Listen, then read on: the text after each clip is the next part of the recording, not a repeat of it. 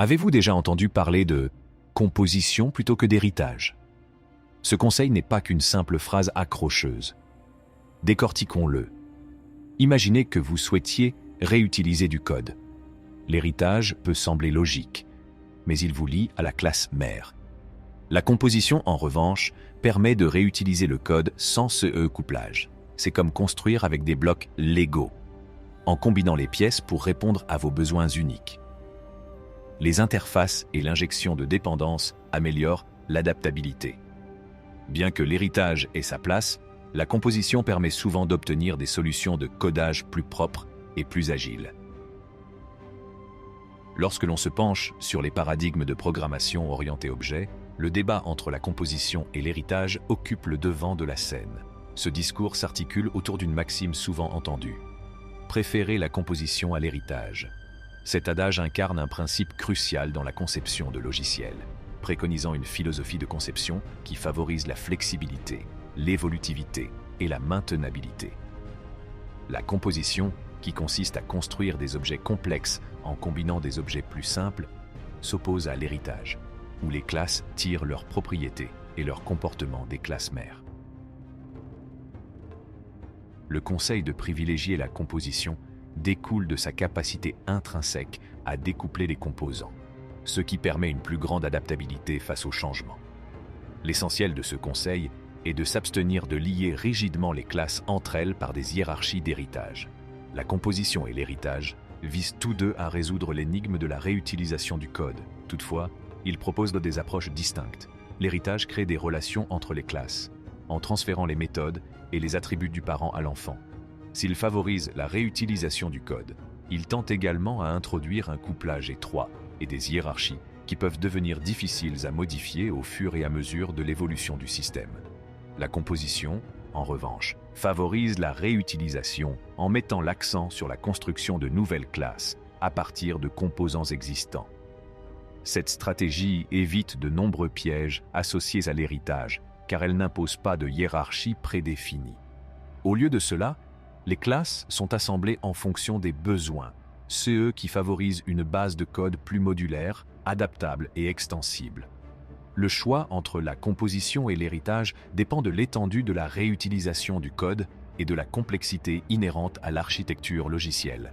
Bien que les deux techniques présentent des avantages, la préférence pour la composition souligne l'importance de concevoir des composants logiciels faiblement couplés, facilement modifiables et à l'épreuve du temps. Cette philosophie de conception est cruciale dans le paysage logiciel actuel qui évolue rapidement, où la capacité à pivoter rapidement en réponse à des exigences changeantes est primordiale. L'héritage, pierre angulaire de la programmation orientée objet, implique la création de relations entre les classes, où une sous-classe hérite des propriétés et des comportements d'une classe mère. Ce mécanisme facilite la réutilisation du code, en permettant l'extension des fonctionnalités existantes. Par exemple, imaginons un scénario dans lequel une classe animale sert de parent et des sous-classes comme chien et il peut conduire à un couplage étroit où les changements apportés à la classe mère peuvent affecter par inadvertance ces sous-classes. En outre, l'obligation d'implémenter les méthodes héritées, même si elles ne s'appliquent pas logiquement à une sous-classe, entraîne des implémentations forcées qui peuvent compromettre la cohérence du code. En outre, les remaniements nécessaires pour ajuster la hiérarchie en fonction de l'évolution des besoins peuvent être coûteux en termes de temps et de ressources. Malgré son utilité, l'héritage s'accompagne d'un ensemble de problèmes qui peuvent poser des difficultés lors de la conception et de la maintenance d'un système logiciel. Ces problèmes mettent en évidence l'équilibre délicat entre la réutilisation et la flexibilité du code. L'un des principaux problèmes liés à l'héritage se pose lorsque des modifications doivent être apportées à la base de code. Si l'héritage favorise la réutilisation du code, il peut être une arme à double tranchant lorsque des modifications sont nécessaires. Lorsqu'une modification est apportée à la classe mère, elle se répercute sur ses sous-classes, ce qui peut entraîner des effets secondaires inattendus. Ce couplage étroit peut entraîner un effet domino, nécessitant des tests et une validation approfondie pour s'assurer que les changements ne portent pas atteinte à l'intégrité du système. Un principe fondamental de l'héritage est le regroupement d'éléments communs au sein d'une classe mère.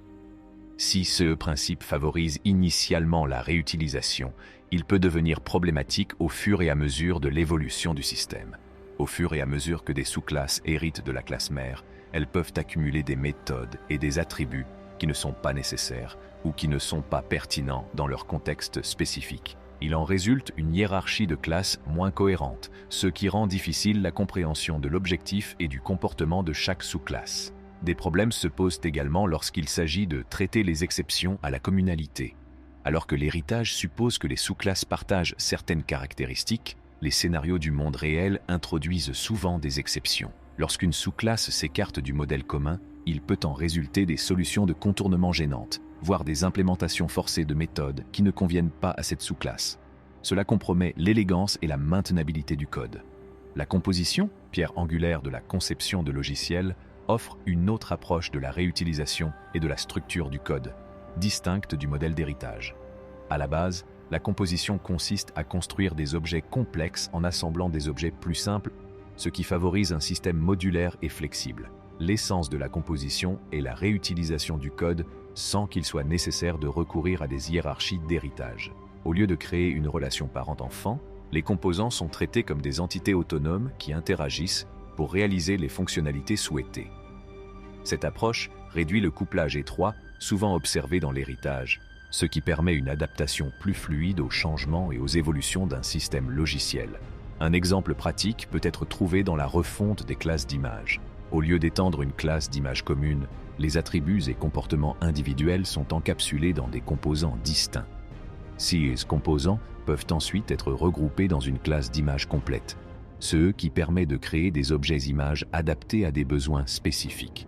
En utilisant l'image comme paramètre plutôt que le mot-clé 10, les dépendances du code sont relâchées, ce qui améliore la flexibilité et permet des tests unitaires efficaces.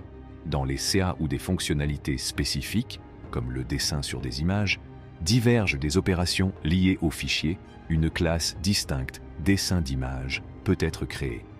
Cette classe utilise la composition pour combiner les fonctionnalités liées à l'image avec les capacités de dessin. De cette manière, différents aspects du système peuvent être ajustés ou étendus sans affecter les autres parties. L'essence de la composition réside dans sa capacité à combiner des classes pour répondre à des CAs d'utilisation spécifiques, plutôt que d'essayer d'intégrer des exigences disparates dans une hiérarchie d'héritage global. Cela permet aux développeurs de concevoir des systèmes logiciels modulaires, adaptables et compréhensibles, bien équipés pour s'adapter aux changements et répondre à des besoins divers.